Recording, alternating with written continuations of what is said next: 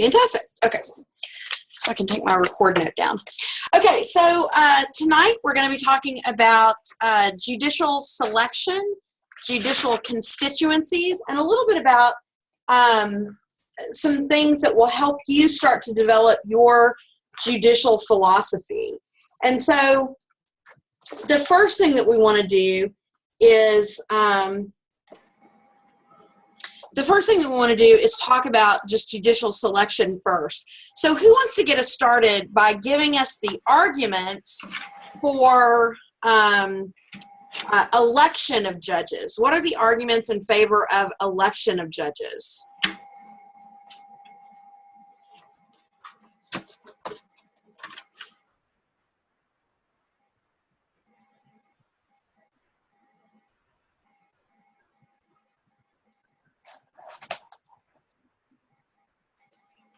Yeah, Rob?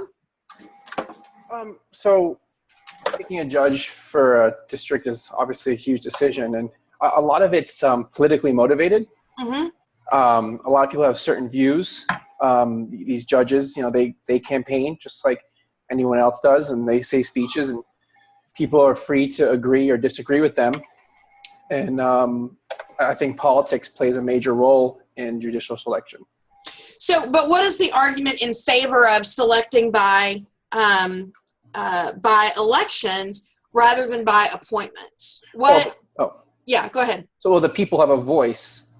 I think, isn't that one of the major reasons of it? It's giving the people as many voices as they can. We do obviously elect senators and congressmen, but to let them pick our judges is a pretty big deal, and I think it's important to have the people choose. Okay, so yeah, that's the primary argument in favor of election of judges, is that the law gets developed in the courts just the way the law develops in the legislature and through enforcement of the law. We elect our executive leaders, governors, presidents, county executives. We elect those people. We elect our senators and representatives. So we shouldn't have a different selection process for our judges. It's antithetical to our system of democracy. We're a representative democracy, and we shouldn't have some special little branch of government that the people don't have a say in selecting. What is the argument in favor, anybody, of appointed judges, or what many call merit selection, which we'll talk about in a little bit? That's a nice way to phrase that. What is the argument in favor of appointing judges rather than electing them?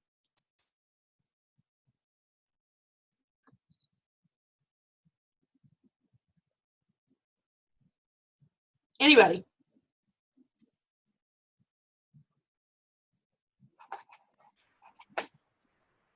Yeah, Katie. At least with the appointment of merit selection, then you do it through an application process, and that way it's not based on politics, it's based on who's the most qualified, and you don't have to be active in politics in order to be a part of it.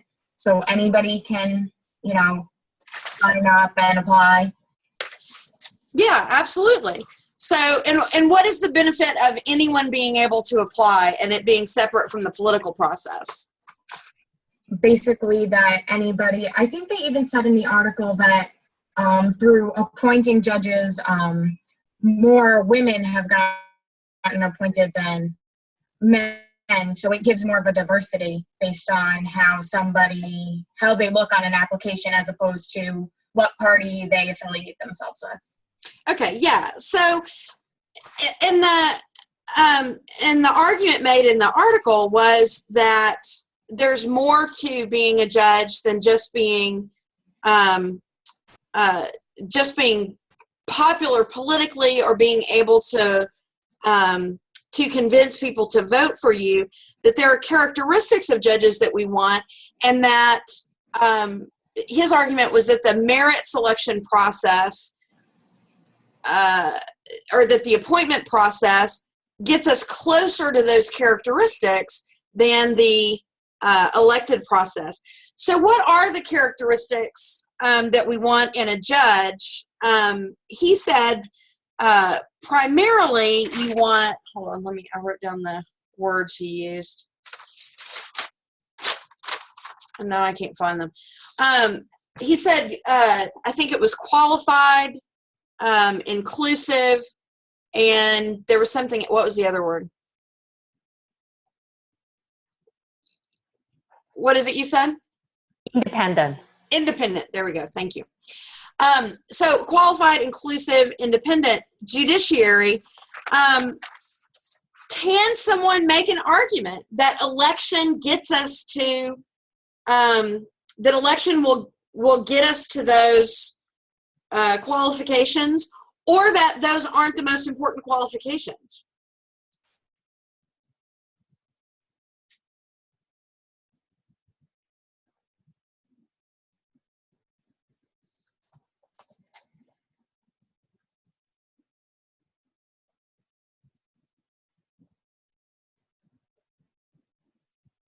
Well, let's start with the first. Let's back up a little bit and start with a different question and move into it this way. So qualified, inclusive, independent. Let's drill down on that and get a little bit more specific. Let's come up with a list of specific characteristics that we would like our judiciary to have.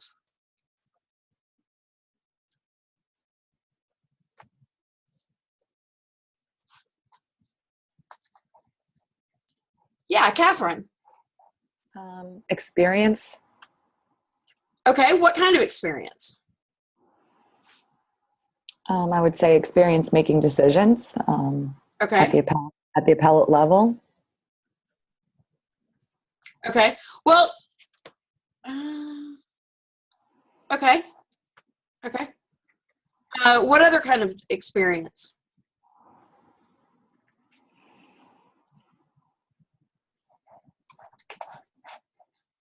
Catherine, what else would you want besides just decision making at the appellate level?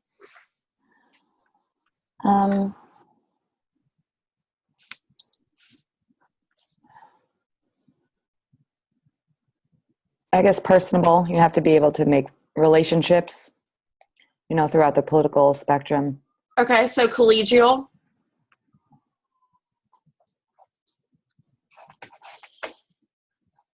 Jacqueline, what do you think? I would want, on top of the experience, I would want like a vast resume. I would want experience, multiple fields, maybe like a little bit of side background or something.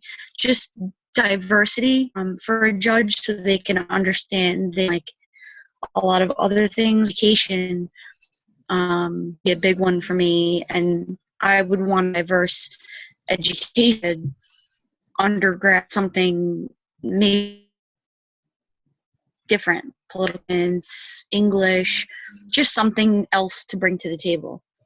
Okay, so a broad background. Yes. Okay. Tiffany, what do you think?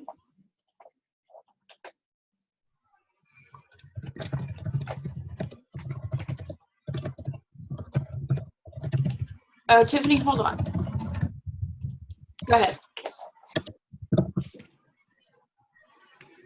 Oh, you can't hear anything. Oh, I can hear. Oh, you're good. Okay, good. Okay.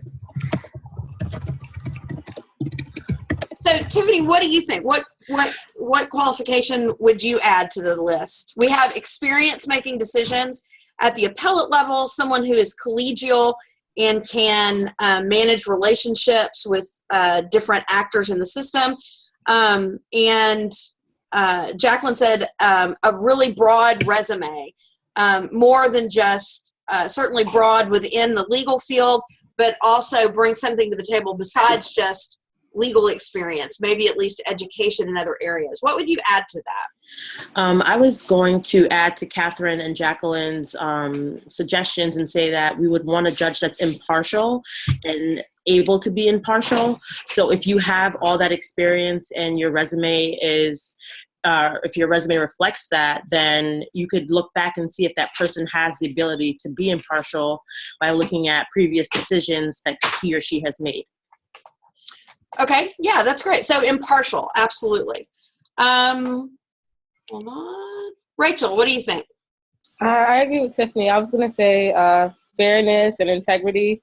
Someone who his history doesn't show any like biases or anything flagrantly gross or anything like that. Okay. Rob, what do you think? This may sound like kind of obvious, but like legal knowledge, like the ability to, interpret scenarios and apply cases that have been applied all over the country quickly and efficiently. Okay. So now let me ask you guys this. Now we've got a nice a list that's pretty concrete. We've got diversity of experience, of things beyond just the law. We've got someone who can manage relationships. We've got decision-making ability, and Catherine specified at the appellate level. But I think, decision-making ability is a great one to have on the list. And somebody who has demonstrated some leadership in other areas, maybe within their firm, within the bar association, within the community, a religious organization, something like that. We want impartial, somebody with integrity, and then somebody with a firm grasp on the law, how the law works, how all the different areas of law are interrelated. So, can somebody make an argument that the public is in a position to select that person?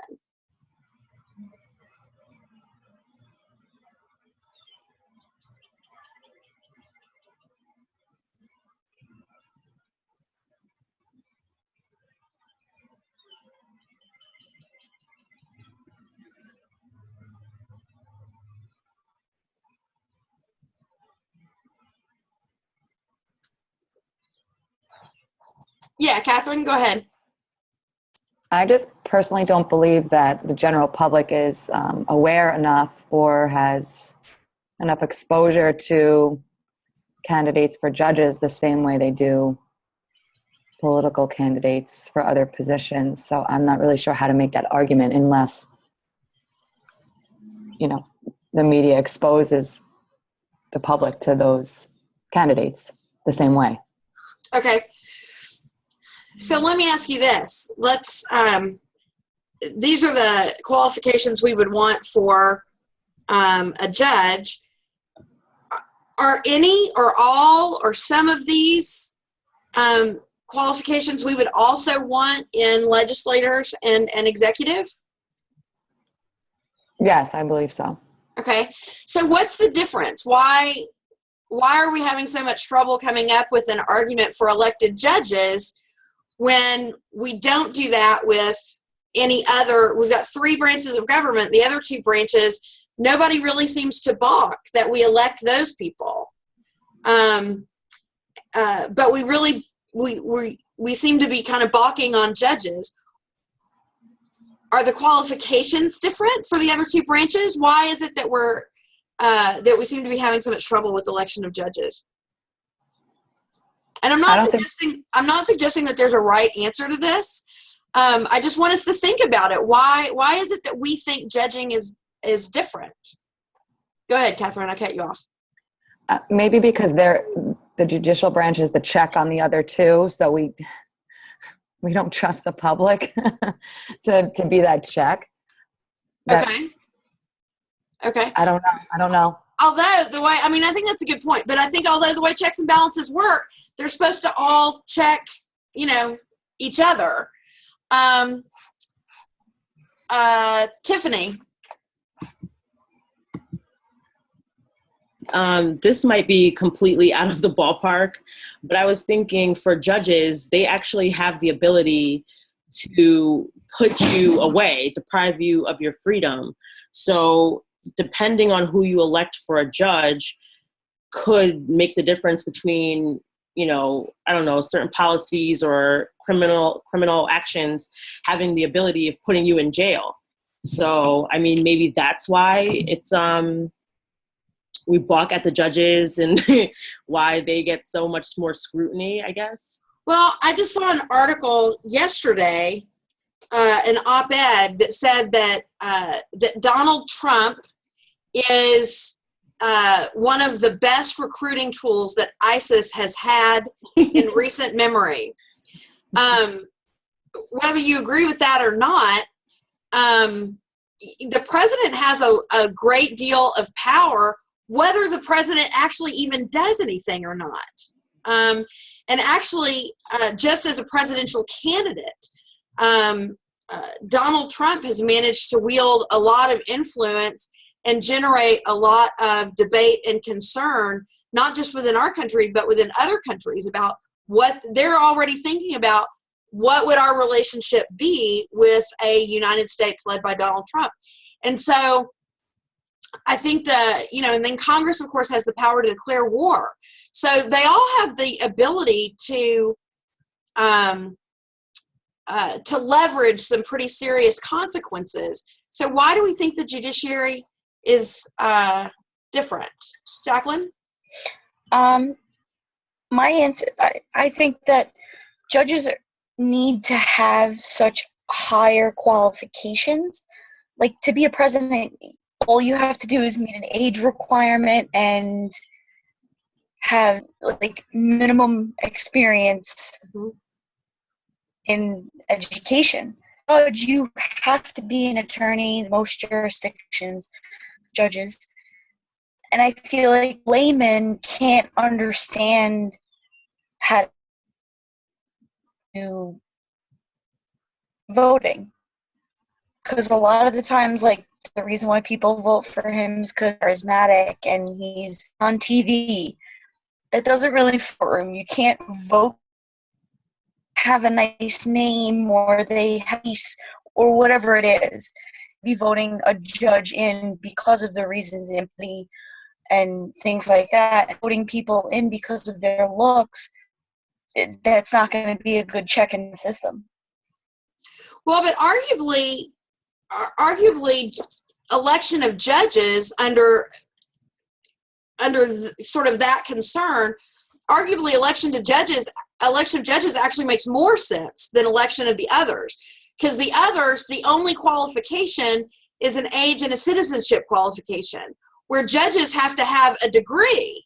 So the requirement to be a judge already limits the pool that the electorate can choose from. So arguably, you get better results from a judicial election than you do from a presidential election or a congressional election. And certainly, you don't have to have a high school diploma to be president. Now, another thing that sort of mitigates in favor of elections is, but we don't have any presidential candidates who don't have a high school diploma, because the public vetting process, which is all out in the open, digs up everything about the electorate actually in ways that the private appointment system isn't really set up for. We discover things because of public elections with legislators and with the executive branch that you would never find in an appointment process. People who have held very estimable positions in private industry and in public life, and certain skeletons in the closet were never found. And all the time that they applied for all of those jobs and held all of those positions, it's only the public scrutiny that brings them to light. So arguably, judicial elections make even more sense, because you combine the educational qualifications, which carries with it a couple of things. It carries with it the requirement that you graduate from high school and college, as well as have your JD. It requires that you be of a certain age without actually requiring that you be of a certain age. And it requires that you have gone through, well, no, it doesn't, because it doesn't require licensure. It just requires the JD. But in theory, at least, assuming that we're talking about a licensed attorney, it also requires that somebody has been through the vetting process of whatever bar that they are admitted to.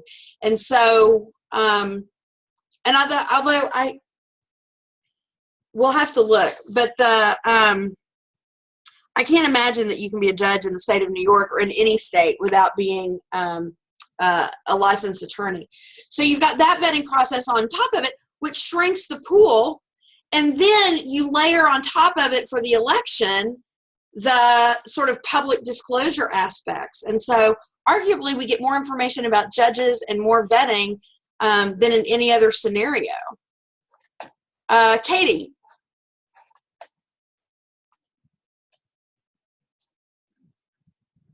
I was going to say that people would probably want to elect judges because they interpret the laws. So you want somebody who views laws similar ways to you, so that when it comes time for them to interpret them, they're going to interpret them in a sense in the way that you want it to be interpreted.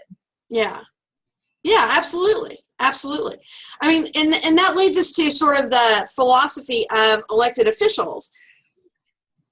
And there's no one philosophy that's correct, and different officials have different philosophies. Some believe that they are elected to represent the people who won the election. Basically, by electing me, I now represent the people who put me here, the people who actually voted for me.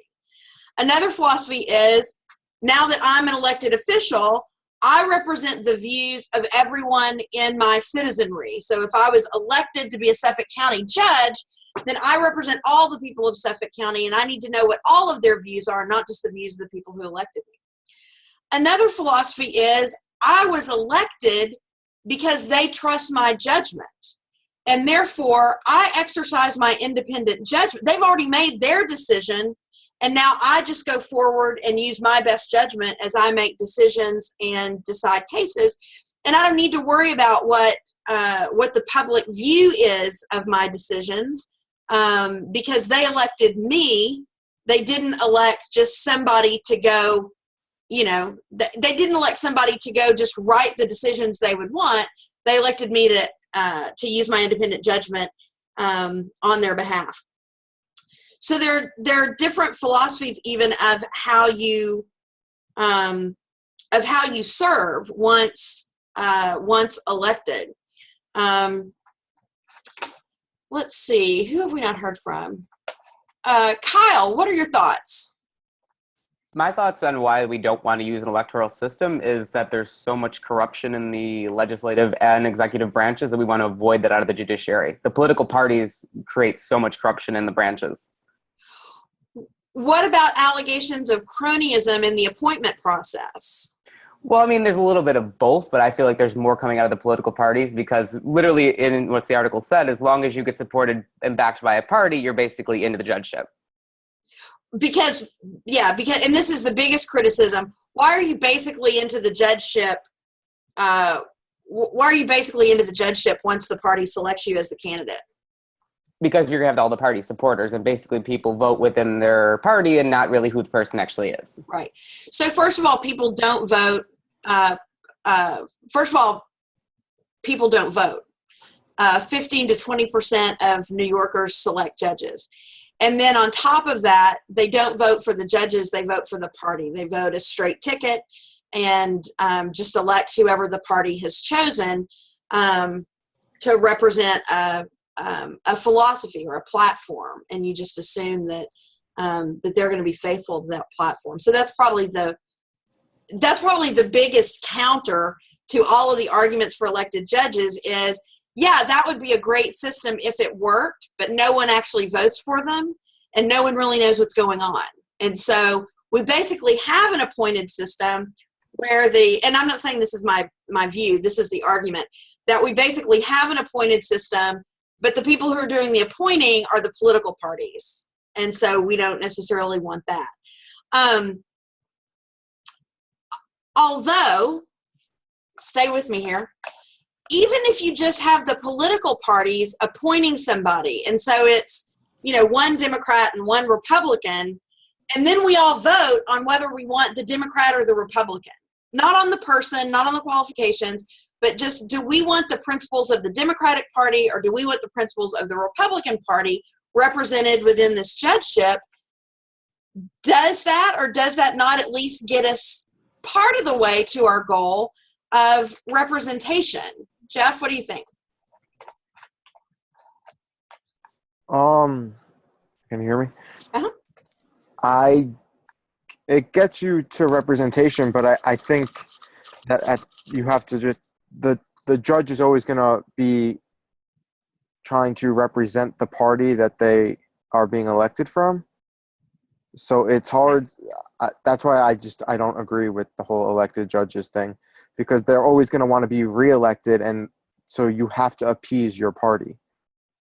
So if you don't appease your party, you're not going to get reelected. So an elected judge from the Democrats is going to always make his decisions based on the Democrat view, even if he does fundamentally disagree with the decision.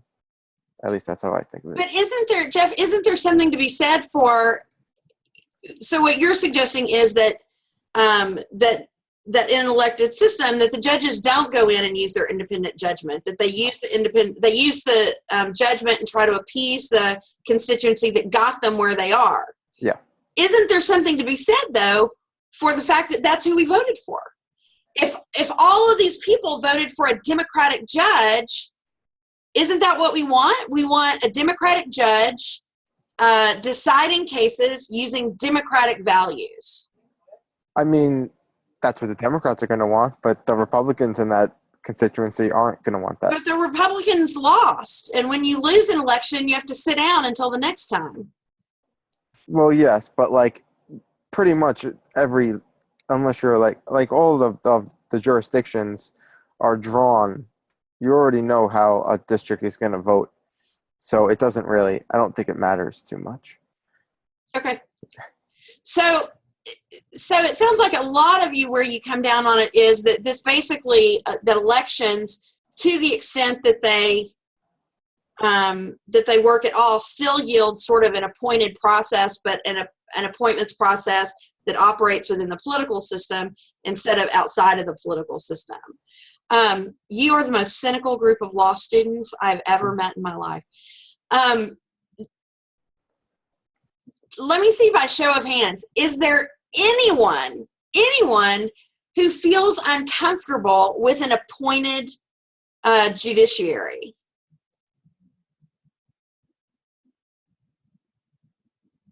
Not a single one of you. It doesn't give you pause at all?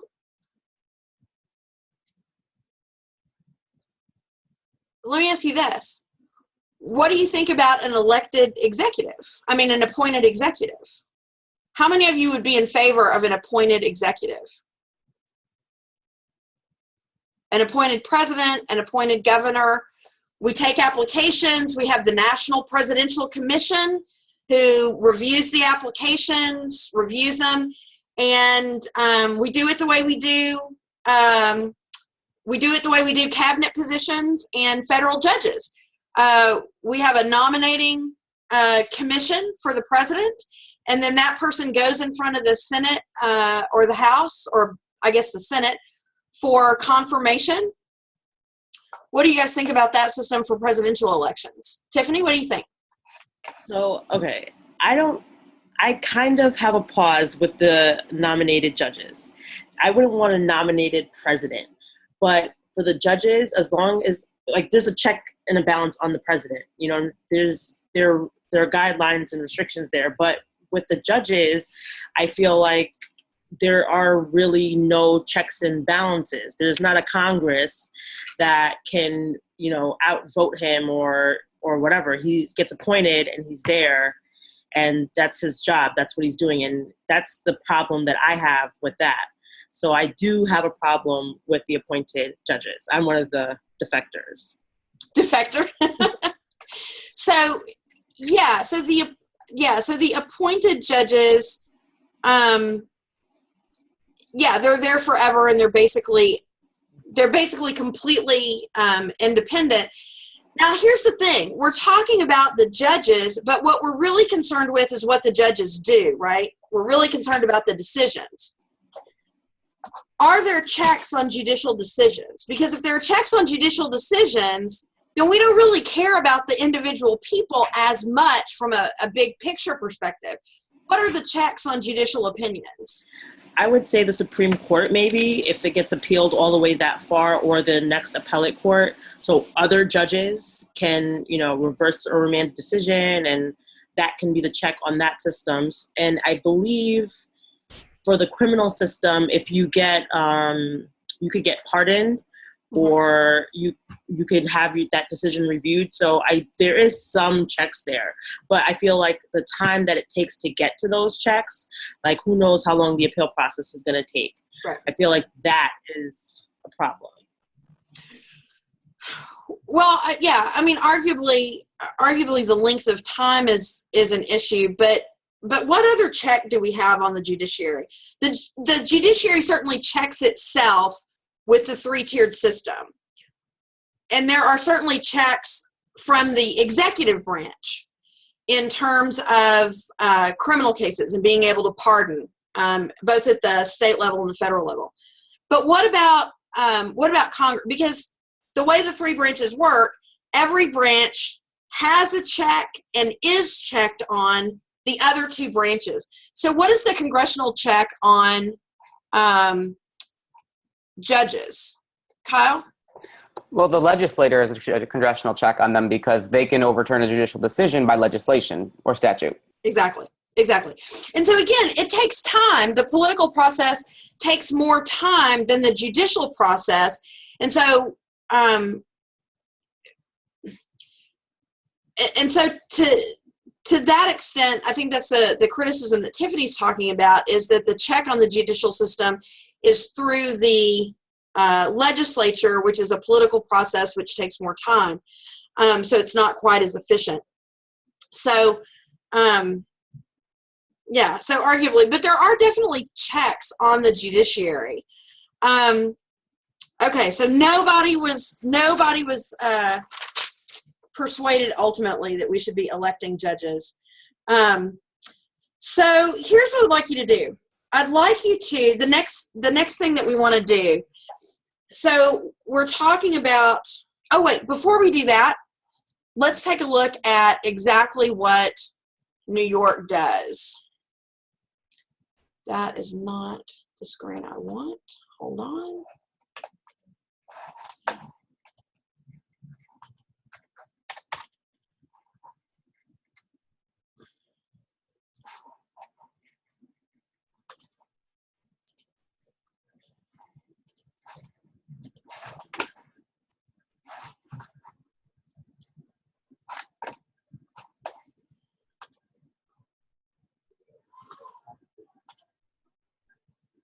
Give me just a second. I'm freeing up some internet bandwidth here.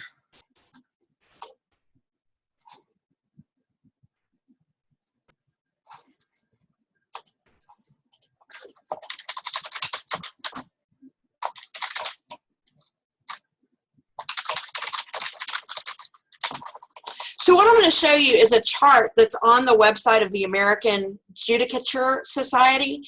And they have one of these charts for every single state. And this is the New York chart that we're going to take a look at. And it tells you exactly how all of the judges in New York are selected and what their terms are. And so when we look at this, I want to give you a couple of minutes to take a look at it.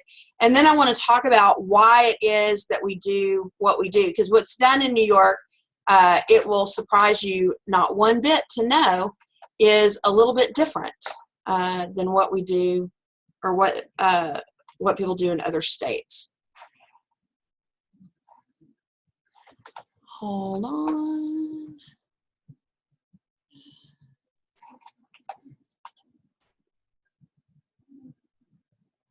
Here we go. Okay.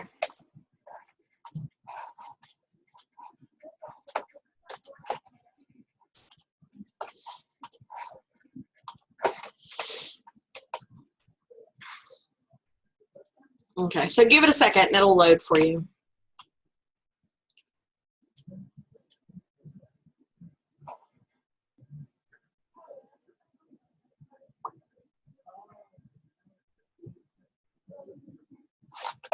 Okay, does everybody see it? Not yet?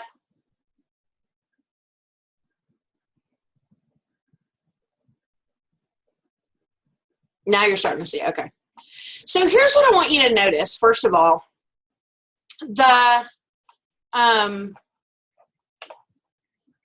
once we get past the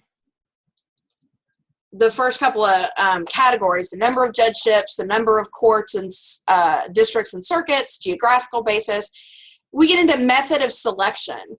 For the Court of Appeals and the Appellate Division, for the Court of Appeals, it's gubernatorial appointment from a nominating commission. So the nominating commission comes up with a selection of names, gives them to the governor chooses them, and then the Senate gets to consent. On the Appellate Division, it's just gubernatorial appointment from the nominating convention. And then at the Supreme Court and county court level, it's all partisan elections. Now, here's what's interesting is the length of terms. Even for the appointed judges, it's not an indefinite term the way it is in the federal system. And so we have sort of an attempt to sort of have a hybrid of the terms that you get with an elected system and then the qualification check and the selection process that you get with the appointed system. And so the Court of Appeals terms are 14 years. Appellate Division are 5 years or through the end of a Supreme Court term, whichever is shorter. And then the Supreme Court judges, also 14 years, meaning the trial court, Supreme Court judges, and then county court judges, 10 years. Those are extremely long terms for elected officials. Why do you think we have such long terms for elected officials?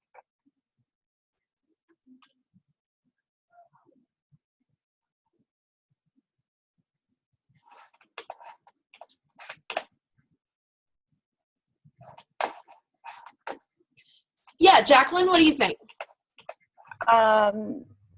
My guess is the fact that others have impeachment to worry about. They can be impeached or of their position, so it's okay for 10 years. Well, you're talking about if that were the reason, that's set up on a pretty strong roll of the dice. Like we're just hoping, everything will be okay. And, it's sort of like going into marriage with, well, we can always get divorced. And so you want to go into it a little bit more secure than that. Tiffany, why do you think it is that we have such long terms? Would it be because we don't want them to be pressured to constantly being reelected, so they could carry out their jobs without that constant pressure, and they could make impartial decisions and comply wholeheartedly with the law without that constant pressure of, I have to appease this party, I have to appease this person or this group? Yeah, I think so. I think that's part of the goal. And we, again, just as we have with the Court of Appeals and the Appellate Division judges, at the trial level in the state of New York, we have another kind of a hybrid system where you have elections, which satisfies our impulse to do things democratically, and at the same time, you have lengthy terms which discourage political pandering, and it discourages campaigning because the campaigns are so far apart. And hopefully it discourages, it may even discourage running for re-election. After a 10-year term, many judges may think, I'm ready to move on and do something different now. Yeah, Rob? Kind of to that point, also maybe because they're so long, they're less pressured to rule on popular opinions instead of matters of law. They rule on a popular opinion, they may be more concerned about getting reelected in the next 2 years, right, rather than what's the right thing. Right. And actually with a 10-year or 14-year term, when the judge is up for reelection, you're able to, you've got a really long, you've got a long track record of decisions, of how you make decisions and what you do.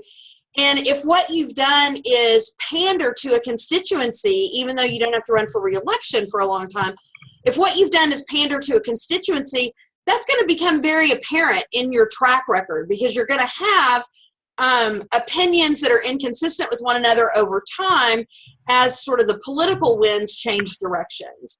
And so it would be easy to see a judge who's politically pandering, and if that's not the kind of judge we want, that kind of judge doesn't get elected again. But then also it gives the judge a track record to run on, and so you're more likely to have people running on a record of actual actions rather than some of the things we're concerned about. Although I have to say, I'm not,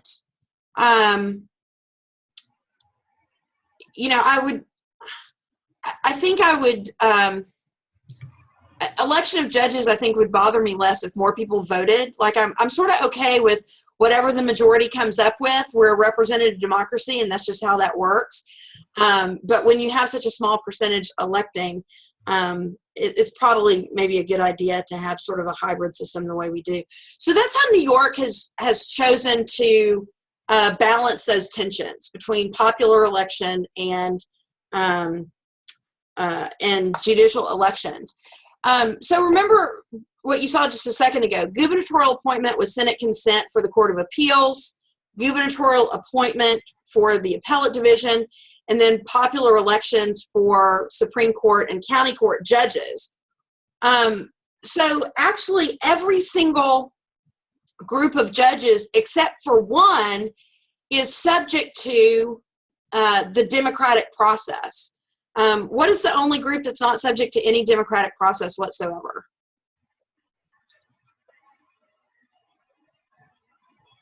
Supreme Court. No, Supreme Court is popularly elected through partisan elections. So obviously the Supreme Court and the county court are elected. So they're part of the democratic process. Of the Court of Appeals and the appellate division, which of those, let me come at it the other way, which of those is part of the democratic process?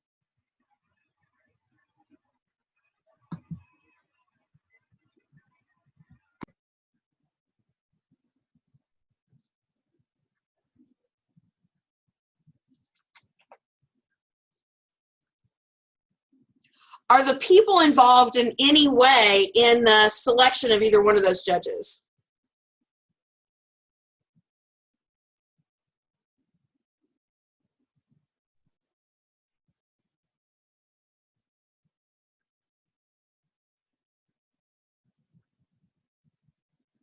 Jacqueline's shaking her head no. Anybody disagree? One of them does have part of the electoral, I mean, not the electoral, but the democratic process in there. Catherine? Well, doesn't the Court of Appeals need consent from the Senate? Right, and the senators are popularly elected. And so that's one of the things. So we elect the senators knowing that one of the things that senators do is to confirm judges. And so we have a say in the Court of Appeals appointments through our elected senators. And so they are part of the process. And so it's interesting to me that our intermediate appellate judges are not subject to any sort of democratic process whatsoever. It's just appointment by the governor and that's it. But the Court of Appeals judges are. And so I think the way that judges are selected in New York, the term lengths, the way that the democratic process is or isn't involved really reflects the tension between wanting a qualified, inclusive, and independent judiciary, and at the same time wanting to honor our democratic process and have popularly elected judges. And so in a lot of ways, New York has sort of chosen to split the baby, you know, that reference to King Solomon, that in a lot of ways we've just chosen sort of a hybrid that apparently works for us well enough because there's not a huge drumbeat for reform right now. Okay. So the next thing we want to talk about then is, having been elected, what is the appropriate judicial philosophy? Are you a representative of the people, of the voters who elected you? Are you a representative of everyone in your geographical boundary? Or are you there to exercise your independent judgment? And so what I want to talk about first is, what do you guys think the ideal is? And then the next thing is, what do you think the reality is? And so what I'd like you to do is take about 3 minutes, and I want you to free write, just stream of consciousness, write about what is the best way for a judge to serve. Is it to serve the voters? Is it to serve the citizenry? Or is it to use his or her independent judgment? So take about 3 minutes, write about that, and then we'll talk about it.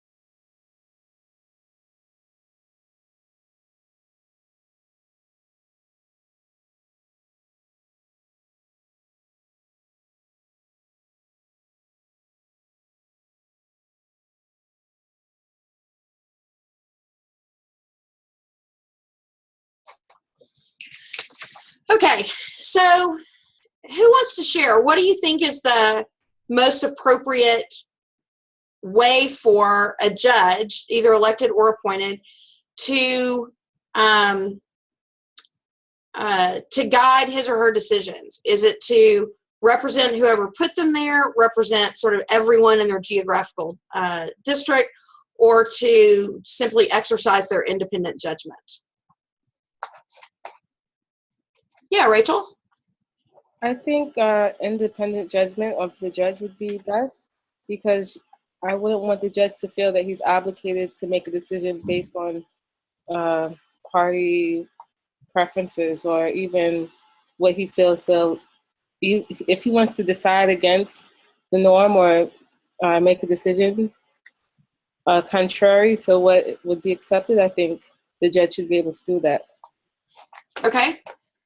Jacqueline? I said that also independent judgment, only because their independent judgment is going to include their morality, like public issues. Mm-hmm. So they're serving the public by using independent judgment, because they're going to be exposed to, for example, like movement. They're going to be exposed to the public. They're going to see that they're changing their opinion, and they're into the courtroom. So they don't necessarily have to use pleasing the public as their guidance. They can use their own independent, because it's going to be part, I think. Okay. Hold on. John, what do you think? We're going to think, well, realistically, it's probably the voters and citizens, but ideally, it would be their independent judgment, just because, for instance, the popular opinion is not always the correct one. In certain cases, the judge should be able to rule in a way that he thinks is right, or rule in a way that he thinks is just, and not have to worry about any sort of repercussions with regards to what the voters or the citizens might think otherwise. Okay. Jeff. I think a judge should look at every case like a law school exam, just like, and take it as an IRAC. Look at the issue, apply the appropriate rule. Yeah, the rest of IRAC. But I don't think that's what actually happens. And you hear of judge shopping, and you hear of just, that if you're going to go to Brooklyn for a personal injury case, you're more likely to get money than you are if you go to other boroughs. Mm-hmm. So I think that although they should apply independent, I think that they end up applying more of what their constituents want in the area. Okay. Yusen. Ideally, independent judgment really matters. Let me take an example. In the Supreme Court, regardless of conservative or liberal, what I'm thinking is the justice should focus on the Constitution. Mm-hmm. For fair, neutral, impartial judgment. So ideally, I think independent judgment really matters. Okay. So let me ask you guys this, something that Jeff said made me wonder about this. And that is, when you say, or when you think of independent judgment, does independent judgment mean an even-handed evaluation of the law, setting aside your personal values so that you bring absolutely no biases to the table? Or does independent judgment mean you as a judge are free to include your moral framework about, for example, how risk should be allocated? What do you guys think? Should the judge attempt to be completely neutral in the application of law, or is it okay for a judge, if the judge believes that this is in their independent judgment, to also bring their moral values to the table? What do you guys think?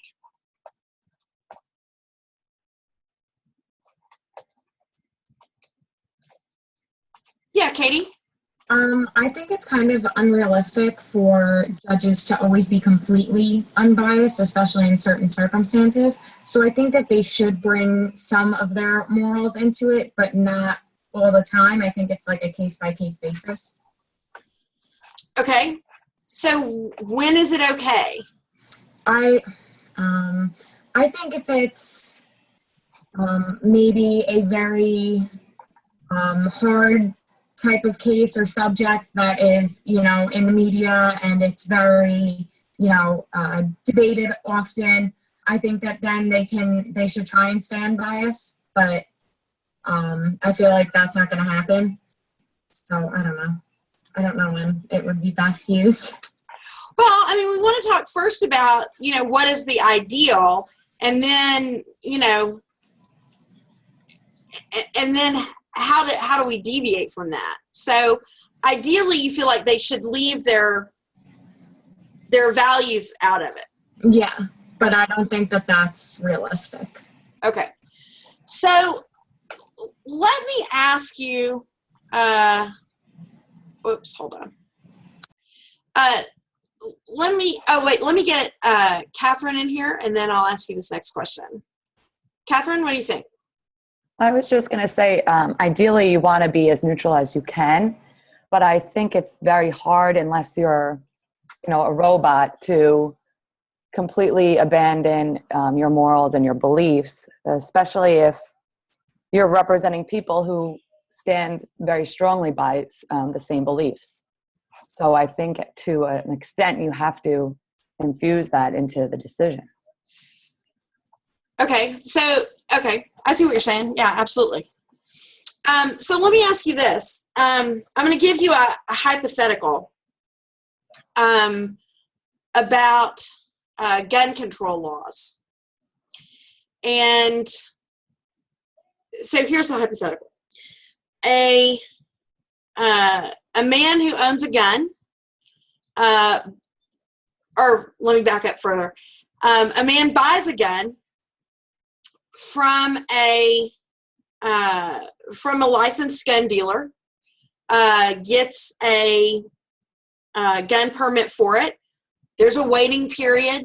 It's all done the way we would want all gun transactions to be completed. Even in the most conservative of circumstances, you got a waiting period, you got a licensed dealer, you got somebody with no criminal history, no mental illness history, no reason for concern. The guy,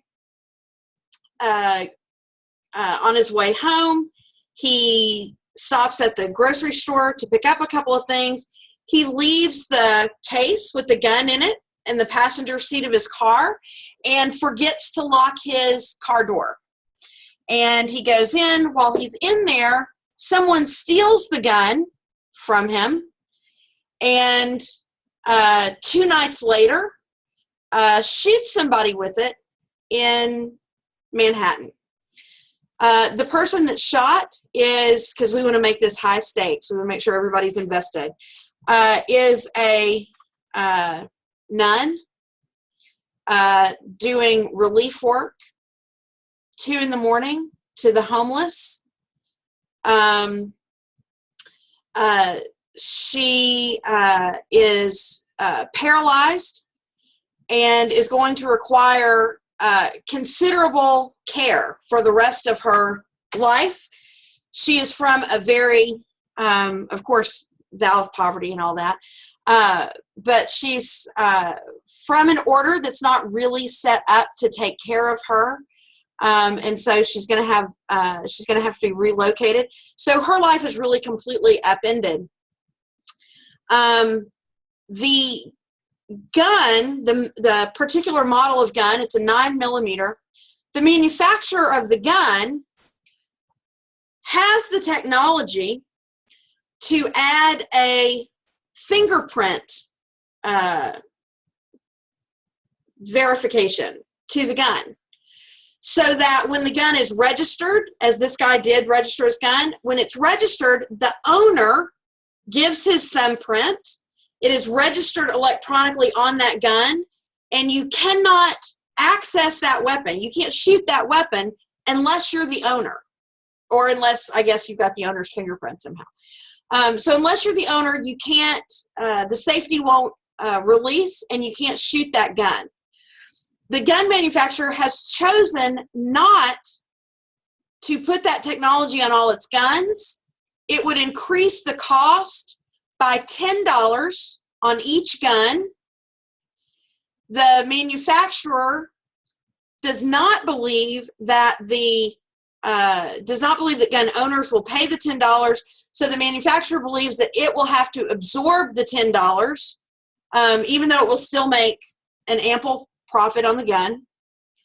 And so because of the markup and what it would do to the gun company's bottom line, the gun manufacturer chooses not to put that safety feature on.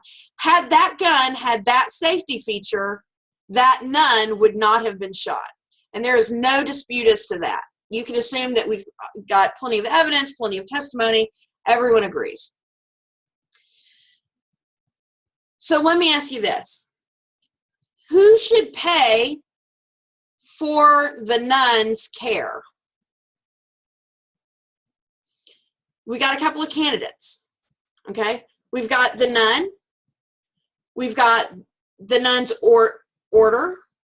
We've got the Catholic Church. We've got the guy who shot her. We've got the guy who owned the gun. We've got the gun seller. And we've got the gun manufacturer. What do you guys think? Jacqueline, you said the gun manufacturer. Yes, I believe they should pay because they're the ones that have the deepest pockets.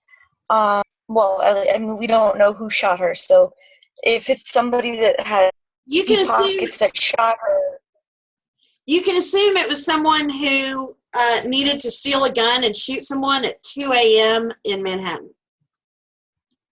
yes. So that's why I would say the gunman, because you know they're going to have the capabilities to pay for the damages and they were negligent in not putting that fingerprint technology, and there's substantial reason why you said it would only raise dollars.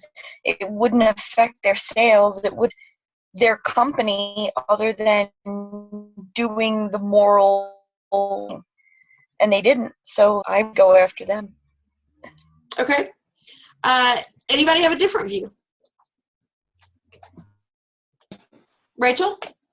I feel the shooter, the gun manufacturer, and the guy who left his car unlocked all are responsible and all should pay a portion, but probably not the Catholic Church or the nuns should have to pay for her for her. Okay. Now we can assume that the guy who bought the gun, let's see, he bought it for home protection, has 4 children. There have been some break-ins in his neighborhood. If he is pegged for this, his 4 kids don't go to college. Well, you still have a responsibility to be responsible with your gun. You can't leave it in an unlocked car in a public place. So he should be responsible financially for some of that. Okay. But not all of it, maybe a percentage to everyone else. Okay. Now, the guy who shot her is gone. He's in the wind. Nobody knows who he is, where he is. No clue. Anybody else? What are your thoughts about where liability should lie? Jacqueline says we gotta go with the deep pockets. Rachel says, from a practical standpoint, yes, deep pockets, but on top of that, accountability. Rob, what do you think? I do like deep pockets to go after somebody, you know, but, you know, we have to promote accountability. And, you know, if you're going to leave your gun, when you have a firearm, you need to take the utmost care and protection of it. Make sure it's always safe, pointed in a safe direction. You know, when I loan my vehicle to somebody and they hit somebody, I'm responsible for it. And if this person loses their gun, they're not being a very responsible gun owner. I think the gun owner should be responsible for it. Okay. So you lean on the side of accountability. I do. I think the gun owner definitely will hold the most liability here. I mean, I would definitely go after the gun manufacturer too. You sue everybody, but you know, I think the most liability is definitely with the gun owner. Okay. Anybody else? There are a lot of different ways you can come down on this.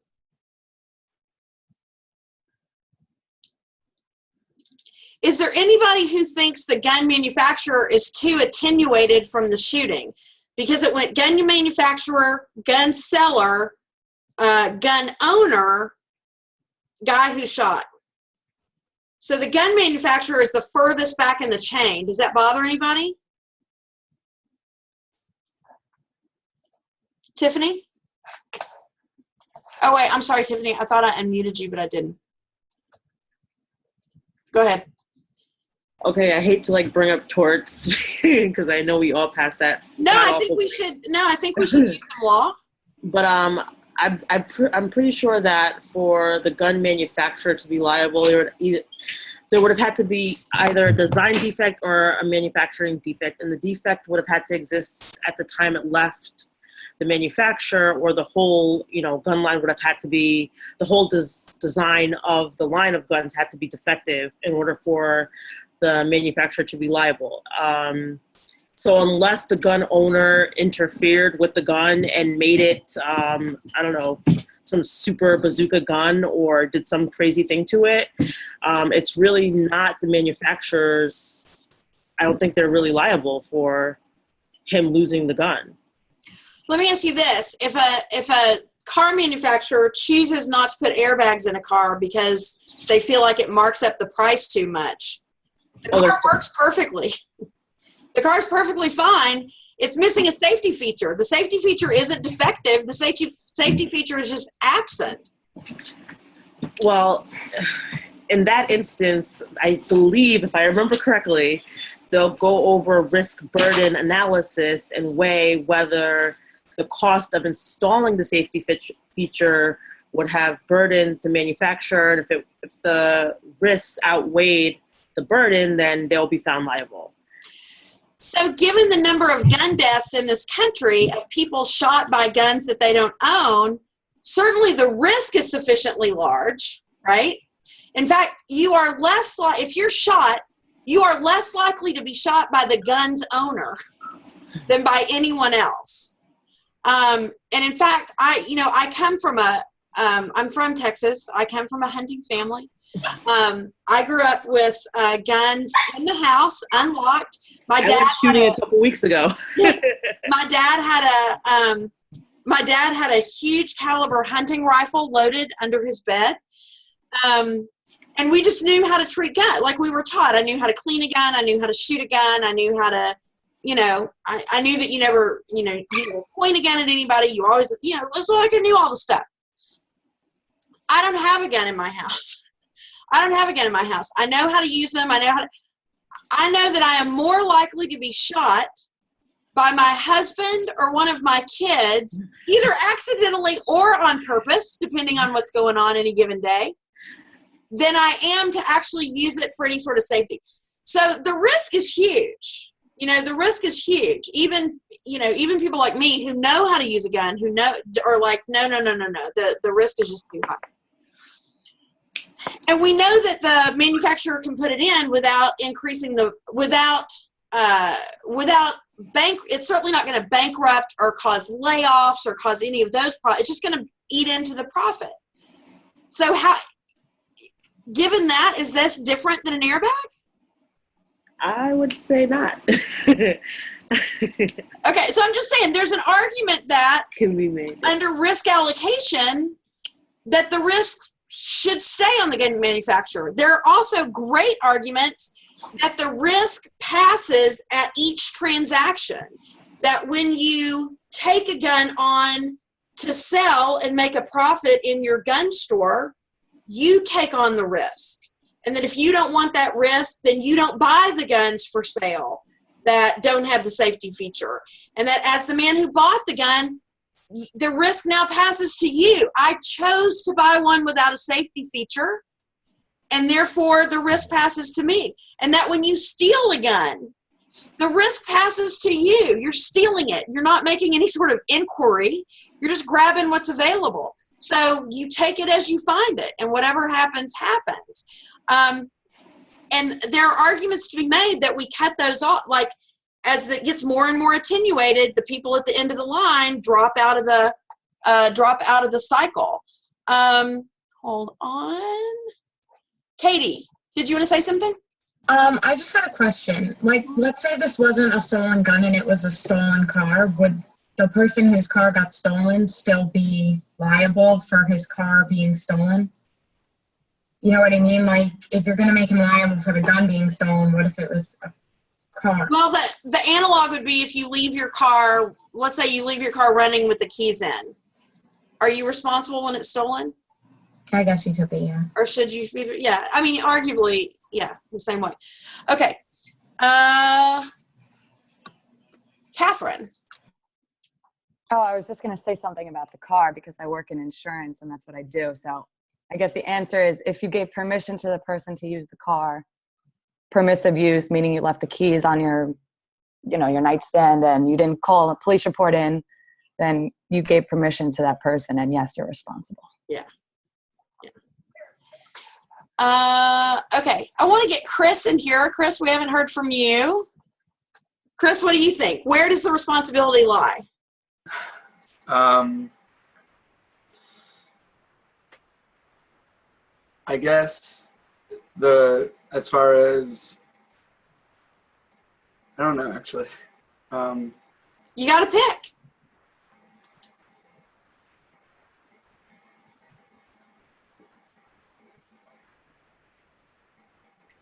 Would you be more comfortable if you just had a rule that you could apply, that you didn't have to decide? Like you're just going to apply the rule to the facts. If the rule says we can go for the manufacturer, we'll go for the manufacturer. If the rule says it stops with the owner, then it stops with the owner. And if he doesn't have deep pockets, too bad. That's what the law says. How do you feel about that? Yeah, I think that you have to definitely follow the rules, and rules always make things simpler and easier. Okay. I wanted to get, Alyssa. We haven't heard from you. What do you think? Well, I think that the manufacturer still has some liability, but I also believe that it would be the gun owner as well, since he left the gun, in a place that was accessible. Although I know he didn't anticipate being, robbed of the item, it's still, the liability is still partially his. Okay. Let me ask you this. Now, instead of him leaving it on the car seat while he's in Stop and Shop, he gets it home. He puts it in his night table and forgets about it. Just forgets about it. And then a couple of weeks later, 2 of his kids are playing around, twins, 7 years old. One of them shoots the other one. So you've got, so one of the children is dead.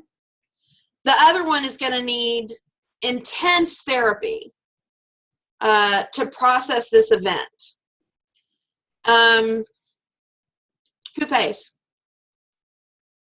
Because before you guys were happy with the shooter. So now the shooter's 7.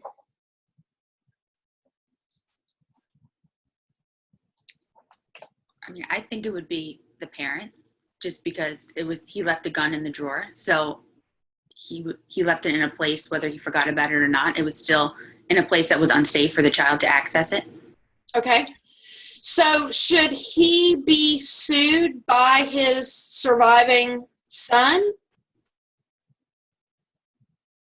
No, I just think that he would be liable for the costs involved. Well, okay, let's say that he looks at it and he goes, I'm not a big believer in therapy. I'm just going to take the boy to church. It'll be okay. And the mom says, no, that's not right. He needs serious medical, psychiatric, and psychological help. And furthermore, you're a bastard with your gun. And so she's going to divorce him, and she wants to sue him now. Should she be allowed to do that?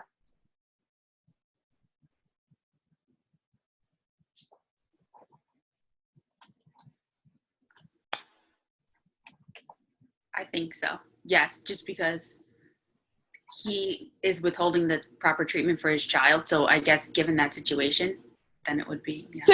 So you're comfortable with having him sued for withholding treatment to his child, but not for the liability necessarily for the shooting. I mean, I guess it's kind of a blurred line a bit. I'm not too sure. It's tough. It's meant to be. Rachel, what do you think? I still think in this hypo that the gun manufacturer still has some liability because, like you said, the fingerprint safety technology would have prevented the child from being able to shoot the gun. So they still should pay something. Okay. Jeff. Did you just say that the wife would sue the husband? Was that the last? The wife would sue the husband as next friend for the child. Oh, for the child, not like personally. Not on her own behalf. Oh, okay. Although arguably she could sue for the Loss of her child. Yeah. Yeah, I think that it would have to be the father. I don't think the gun manufacturer would ever be held liable because it's not reasonably foreseeable that their gun would end up in a dresser drawer that a child would be able to access. You are under the so I don't see how a jury would be able to find that the gun manufacturer is liable if they can't. Like that chain of events is just too far. Okay, I'm going to do something real fast just to see. Hold on.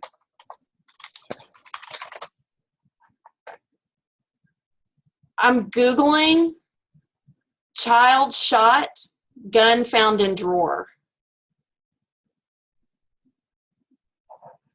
And let's see how much we come up with. Child shot, gun found in drawer. Oh my God. I got some suggestions. Gun found in backpack, gun found in California. Okay, here we go. Yeah, I have 1.8 million results. I gotta believe that even if some of those are repeat stories, I'll give you 100,000. I'll discount it 90%. So I think it's reasonably foreseeable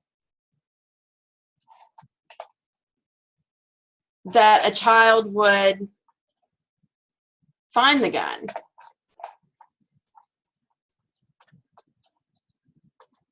Jacqueline? I think in this case, well, my personal belief on gun control is that the gun seller should have had more liability in training the father on weapon safety, how to lock a weapon up in their house, how to ask basic questions. Do you have kids? Things like that, and give them minute basic education on weapon safety. And the fact that they don't do that, I think, is negligent because a lot of people are going in and buying guns that don't know as much as they should. But the manufacturer in this case, let me give you a different hypothetical. I go into a car dealership. I'm going to go into the Jeep dealership, and I'm going to buy my 15-year-old daughter a Jeep, even though she doesn't know how to drive yet. But they're having a great sale. I hear about it on the radio every day at the Jeep dealership nearby.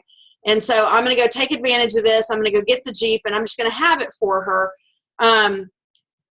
So I go to the Jeep dealership, and I say, I'm buying a Jeep for my daughter. Oh, great. That's wonderful. Of course, we're going to put you in a Jeep. It's going to be safe. It's going to be awesome. It's going to be wonderful. Do you think they're ever going to ask me if my daughter knows how to drive? Do you think they're going to ask me if I know how to drive?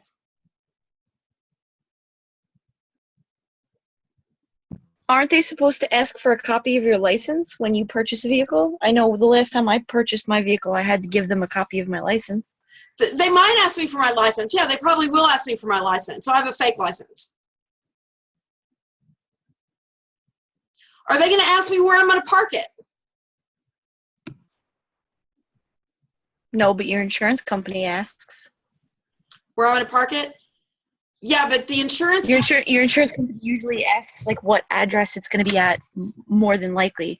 You don't have insurance for... What address it's going to be at? Do they ask you where you're... Meaning, do they ask you, is it going to go in a garage? Is it going to go on the street? It's going to go in a... No. Are they going to ask you, when they sell it to you, are they going to ask you, where are you going to drive this thing? No. No. But usually, like, when you get your license, you have a class, you've had education. It's not just, here's a license because you filled it out, and that's what a gun license is. That's a great point. License is, okay, we did a quick little background search and made sure you're not a felon. Here's the license, go buy guns. But go ahead. They don't really give you an education. I mean, they're starting to. I believe Suffolk County gives an actual, like, a basic exam. I'm not sure. I'm just starting the process now. But they don't ask you anything about any knowledge on guns. Like, you might not even know what end is the barrel. Right. Right. But is that the gun seller's job? Because the auto seller, the car dealer doesn't train you to drive. But you have to have a license to drive the car. Yes. And the government that issues the license makes sure that there are education requirements. Likewise, the government that issues the gun license is going to make all of those things. So it's not, how would it be the gun seller's responsibility if it's not the car seller's responsibility? That's true. So let me tell you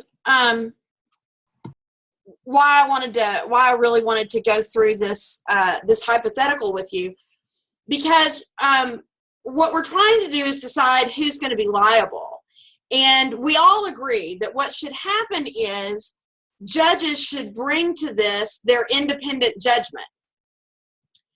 But all of your independent judgment, and the idea is that if you use your independent judgment, you get the right result. Now, Chris was the only one who just wanted a rule. Chris wanted a rule, and he wanted to apply the rule. The rest of you had very specific ideas about where the liability should be.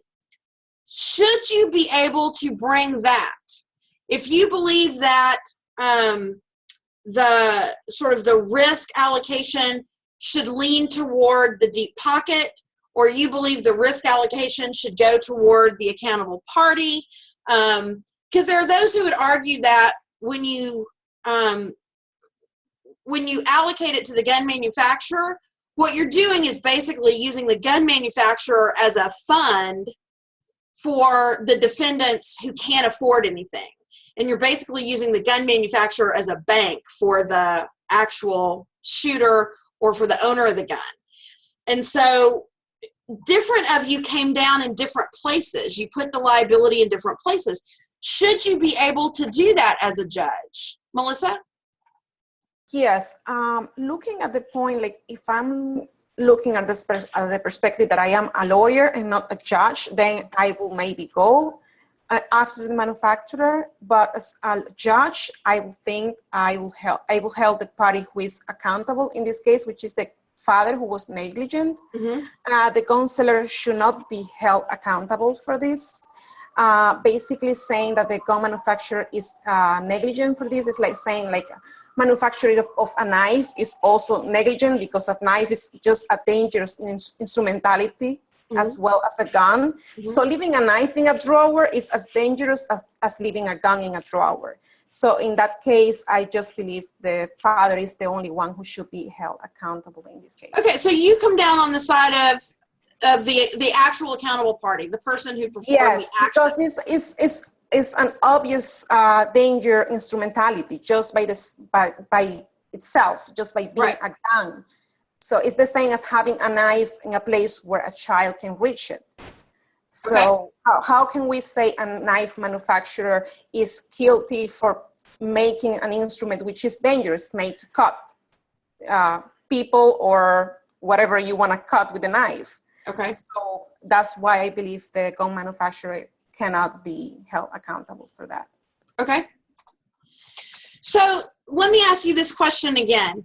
To what extent do you think as a judge you should be permitted to use your personal values? Because those decisions about risk allocation, whether you go as far back as the manufacturer or the individual who did the shooting, those have a lot to do with your larger belief system about personal accountability, about victimization, about who bears the cost of care in our society when things go wrong. And so all of those things are legally defensible, right? There's certainly law that supports accountability at each of those points, and there's certainly cases and articles that would argue against liability at each of these points. So, to what extent is it okay to change the law for judges to say, I've looked at the rule and I think the rule is wrong? Do you just get to exercise your independent judgment in applying the rule? Or should you be able to use your independent judgment, which includes your belief system? There's no way to strip your belief about, accountability in that kind of circumstance. There's no way to strip that from your belief system. So do you believe you should be able to change that rule? And if so, when? Oh, hold on, Melissa, you're muted. Go ahead. I think a judge should be able just to apply the rule and not to change it. Okay. Because that's why we have a Congress. They should be the one who should change the law whenever it's necessary to change the law. Okay. Let me see, by show of hands, who is comfortable in your role as judge, who is comfortable changing the law simply when you believe it needs to be changed and that it's appropriate? Let me get a show of hands for that first.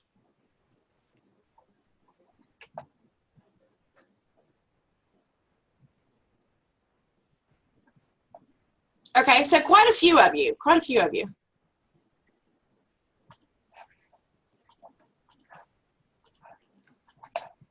And then let me ask some questions to the others of you. Alyssa, you're not comfortable with that. Why not?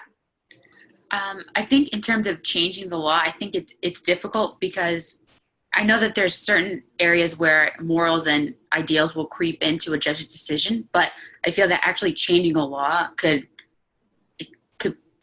would be really difficult in terms of just the whole judicial process to just be changing laws. I know that there are certain areas where, maybe a certain case doesn't fit the law, but I think that's when judgment would have to come into it, and like the law itself doesn't need to be changed, if that makes sense.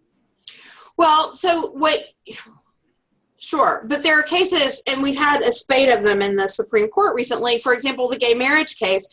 There are those who look at the gay marriage cases from last summer and say, I agree that gay marriage should be legal, but I disagree that the court was the place to do that, that procedurally that was an inappropriate thing for the court to do, that the court should not have expanded the law that way. The court shouldn't have struck the laws down that they did, because they essentially changed the law. They changed the interpretation, or rather they broadened the interpretation of the right to privacy. And there are those who would argue that the legislative process is the better place to do that. Now, it's kind of a hot button issue, and I'm not suggesting that that's your position on that particular issue, but do you agree with that position sort of in the abstract? Not on that particular issue, but in the abstract, that we should wait to let the legislative process handle changes and judges should only interpret? I think it's important for the judges to possibly initiate the change. So I feel that they definitely have a hand, and it's important to make the change. But I think in terms of like smaller cases, I think that's where like civil cases and things like that, that's kind of where I was going with it. But, larger issues like gay marriage and things like that, I think it's important that judges, initiate the change and make that awareness out there. It's interesting because this is the second time that one of you have distinguished between the larger issues and the smaller issues, that you think that judges may act one way on smaller issues, basic contract interpretation, negligence, things like that. But then on larger issues, on values type issues, that judges should act a different way. And I think the person who said it earlier actually exactly flipped yours. Said it's okay to use your independent judgment on those small things, But on the big things, we really want to let the electorate weigh in on that. And there are people who view that both ways. Catherine, yeah. Yeah, I think when there's when the legislative process might take too long and the burden is going to be too great to wait for that change to happen, it's important that the courts step in, especially when it's a fundamental right that's that huge and so important on a wide scale. Okay. So again, you guys are really kind of as a whole, I'm not saying this represents every one of you, really less comfortable letting the general electorate decide the big stuff. You really like you seem to like the judges to be able to tinker with the big stuff, and then let the electorate handle kind of some smaller things. So here are some things I'd want you to think about as we go forward. And on Thursday, we're going to be talking about the procedure for deciding cases and the types of opinions. What we've covered so far is just the basic structure of the courts, the basic process of the system, trial and appellate review, standard of review, and now we've talked about your judicial philosophy. And so starting on Thursday, we're going to start talking about, now that you've got this foundation, how are you going to go forward and write opinions? What are the different things that you need to think about? And so with regard to developing your judicial philosophy, which you definitely want to give some thought to before you have to read some cases, and don't let me end tonight without telling you about the cases that you're going to hear. But you want to start thinking about your judicial philosophy, because you're going to have to write 2 opinions. You're going to deliberate on 4. And ideally, you would want to be consistent on all 4 somehow. And so you want to think about, what is your independent judgment? If you feel like you are, you're sitting as the Court of Appeals, and so you are appointed and then confirmed by the Senate. What is within your independent judgment? Are your moral values part of your independent judgment? Or is it just your independent judgment intellectually, meaning your independent judgment, as Chris talked about? As the judge, I take the rule, I use my analytical skills and my analytical and legal judgment to apply those rules to a set of facts and come to a conclusion. Is that the kind of judgment we're talking about? Or are we also talking about values judgment? How comfortable are you deciding a case and using your values? Or do you think you should set your values aside to decide a case? The other thing you want to think about is how comfortable you are changing the law.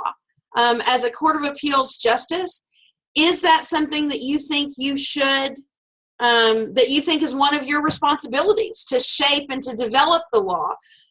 Or do you think that is better left to the legislative process?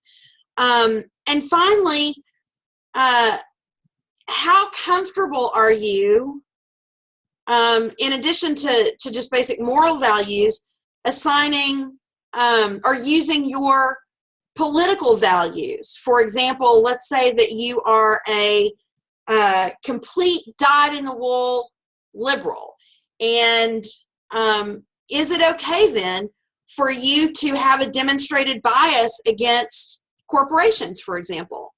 Or is it okay for you to have a demonstrated bias in favor of, say, nonprofits over corporations? Or is it okay for you to have a demonstrated bias in favor of individuals versus large organizations? So what kind of biases do you think it might be okay to use? Which ones do you think it's maybe not okay to use? And start thinking about that over the next couple of weeks, because it's really difficult to analyze an opinion without bringing any of your moral or value judgment to things.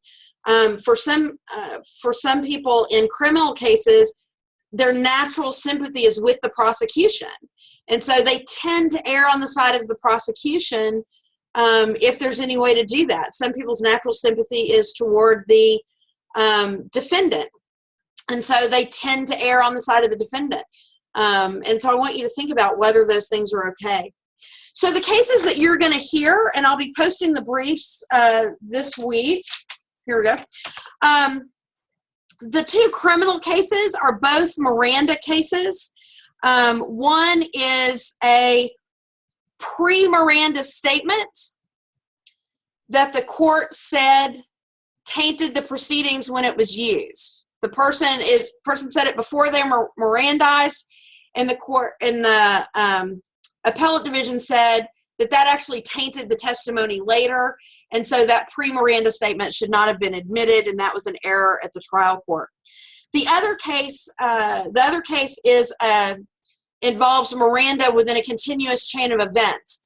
A person had been giving a statement, stopped for a little bit because she was crying. When she stopped crying, she was Mirandized, and then she kept on. And the question was, those post-Miranda statements, are those really post-Miranda statements since they were part of the same interrogation in which she gave pre-Miranda statements? So in other words, can you, when someone starts to give a statement and they haven't been Mirandized, can you Mirandize them real quick and then say, okay, keep going? And then use everything that comes after the Miranda. See, some of you are already going, no, and some of you are going, yeah, it's fine. Those are the biases I'm talking about. You don't know anything about the case, and some of you are already going, yeah, that's fine, or no, that's not okay. The other two, I promise are more interesting than they sound like, and that's coming. I was a criminal lawyer, and so civil cases, all to me, I always think, oh my God, I'm going to have to poke my eyes with needles. But they always get really interesting once you get into them. One is a duty of care for lab patients. The question is whether a LabCorp specifically, has a duty of care to the lab patients. And that's a negligence case. The other one is a contracts case involving a real estate lease agreement, and there are two issues there about whether what the parties did was within the appropriate context of the lease agreement. Hey, Ryan, I'll be with you in... Not at all. What are you doing here? Sorry, wrong class. Bye. See you tomorrow. I was like, wait, do I have a class at 8:30? What's going on? Okay, so that's the other one, is a real estate lease agreement. The issues are all pretty discrete. In one of the cases, you're not going to deal with one of the issues, and I'll post all about that. So what you're going to have are the appellant's brief and the respondent's brief, and then in some of these, I may include one or more of the amicus briefs. A couple of them have amicus briefs that you can look at. And so I'll be posting those. And what I'll probably do is set up a separate folder on Twin for case documents for deliberations so that you can do that. Okay. So I hope this was helpful to you in starting to think about your role as a judge and how you're going to decide things as a judge, and who you owe your duty to as either an elected or an appointed judge. And then next time we're going to talk about the process of coming to the opinion and the process of drafting the opinion and what's going to go into the opinion. I think that's it. Did I forget anything? Okay. We're all done. I'll see you guys Thursday. Great job.